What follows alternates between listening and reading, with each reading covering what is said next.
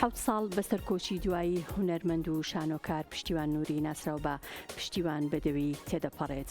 پشتیوان ساڵی 1970 لە شاری سلێمانی لەدایک بووە و بەشداری لە چەندین کاری شانۆیی و هەروەهادا درامادا کردووە و ئاکتەری سەرەکی درامای گردەلوول بووە.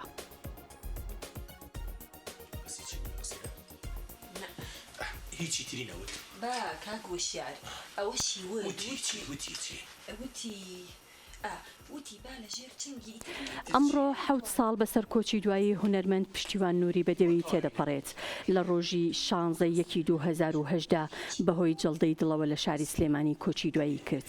پشتیوان نووری بەدەوی کە بە ڕزگاری گەردەلوول ناسراوە خاوەنی دەیان کاری هونەریە، یەکێکیش لە دیارترین ئەو درامایانەی کە دەنگدانەوەیکی گەورەی هەبوو بەشداریکردنی بوو لە هەر سێ بەشی درامای گەردەلوول بە کارەکتەری ڕزگار.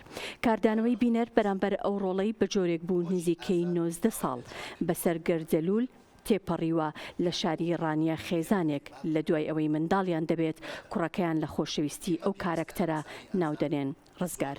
پشتیوان نووری بەدەوی لە ساڵی 1970 لە شاری سلێمانی لەدایک بوو و لە ماوەی ژیانیدا بەشداری لە چەندین بەرهەمی شانۆی کردووە و لە دوای خۆشی دوو کچی بەجێهێشتووە. ڕوونکردنەوەی هەندێ بیر و بۆچوون هێندە پەیوەندی بە خودی کەسەوە هەیە، هێندە پەیوەندی بە زانکۆوە نییە. باشە، بەڵام لەگەڵ ئەوە شاتۆ لە ڕاو بیر و بۆچوونی خۆ ئاگادارمان کە بزانین تۆ چی تێگەیشتی لەم شتە. ئەو پرسیارەتان لێ یەکەم، ئەوان بۆ سوورن لەسەرەوەی کە ئازاد نەمرێ. وایە چاکترین دکتۆریشیان هێناوەتە سەری. دەی ڕزگار قسەکانت تەواوکە. بەڕای من ئەو قسەی ئەوە ئاگەێنێ کە ئازاد دەوێت بە قارەمایەتی سەر بنێتەوە نەکچی ڕزگارجان قسەکەت تەواوکە و بە ڕاستوڕەوانی پێمان بڕ.